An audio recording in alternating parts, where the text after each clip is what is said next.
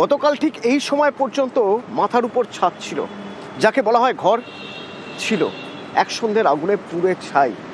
হু হু করে ঠান্ডা হাওয়া, শীতের হাওয়া, রাত কাটবে কি করে এই ঠান্ডায় খোলা আকাশের নিচে? একটি স্থানীয় স্কুলে কিছু মানুষের থাকার ব্যবস্থা করা হয়েছে খুনিতে, 3 বেলা খাওয়ার ব্যবস্থা করা হয়েছে, শীত বস্ত্র দেওয়া হয়েছে, কিন্তু কেমন আছেন তারা, কিভাবে আছেন তারা, তাদের কথা শোনার চেষ্টা করবো। সরাসরি আমার সঙ্গে রৌনক রয়েছেন সেখান থেকে। রৌনক, দেখো, একেবারে গতকালকে যারা ক্ষতিগ্রস্ত হয়েছে তাদের সকলকেই পাশে একটি প্রাথমিক বিদ্যালয়ে স্থানান্তরিত করা হয়েছে, খাওয়ার বন্দোবস্ত করা হয়েছে এবং শীতের বস্ত্রও দেওয়া হচ্ছে। শুধু তাই নয়, মেডিকেল ক্যাম্প খোলা হয়েছে প্রশাসনের তরফ থেকে, যাতে কোনো রকমভাবে শারীরিক অসুস্থতা থাকলেও বেশ কয়েকজনের একেবারে সদ্যজাত শিশু রয়েছে, তাদের দিকেও কিন্তু খেয়াল রাখা হচ্ছে চিকিৎসকদের তরফ থেকে। কোনো রকমভাবে প্রাথমিক চিকিৎসা দেওয়া হচ্ছে এবং যদি কাউকে হাসপাতালে স্থানান্তরিতর কথা থাকে তাহলে যে স্থানীয় হাসপাতাল রয়েছে সেখানেও স্থানান্তরিত করা হয়েছে।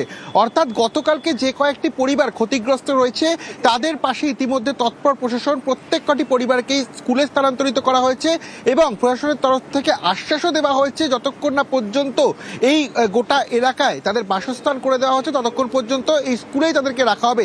তোমার এলাকার চিত্রটা দেখাবো। গোটা এলাকা কিন্তু এখনো পুড়ে ছাই এবং দমকলের তরফ থেকে কুলিং প্রসেস এখনো চালানো হচ্ছে। অর্থাৎ কিভাবে আগুন লাগলো এটাও একটা প্রশ্নচিহ্ন সামনে আসছে। আর কিছুক্ষণের মধ্যেই যে ফরেন্সিক টিম, সেই ফরেন্সিক টিম এখানে উপস্থিত হবেন এবং ফরেন্সিক থেকে নমুনা সংগ্রহ করার পরই কিন্তু আগুন লাগার প্রকৃত কারণ জানা সম্ভব হবে এবং যারা ক্ষতিগ্রস্ত রয়েছে তাদেরকে ইতিমধ্যেই কিন্তু স্থানীয় স্কুলে রিলিফ ক্যাম্পে নিয়ে যাওয়া হয়েছে প্রশাসনের তরফ থেকে। ধন্যবাদ রৌনক। এই এখানেই ছিল আজমিরা বিবির ঘর। আজমিরা বিবি,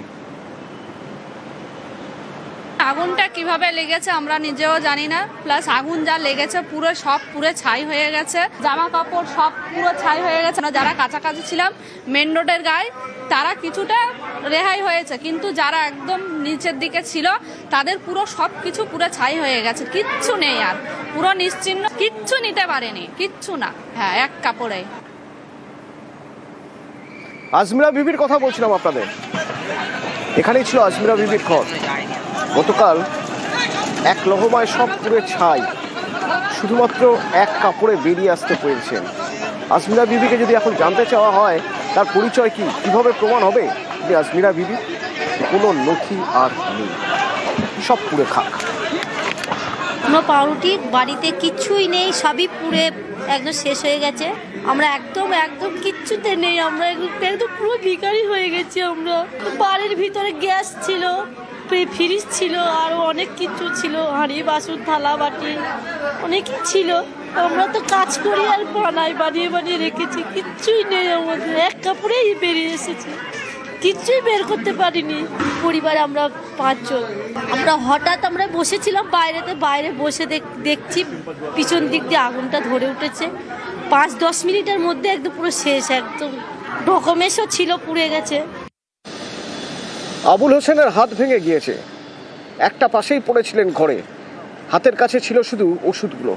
যে সময় আগুন লাগে কোনো কিছুই নিয়ে বেরোতে পারেননি, শুধু ওষুধটুকু ছাড়া। 500-র উপরে ঘর পুড়িয়ে গিয়েছে।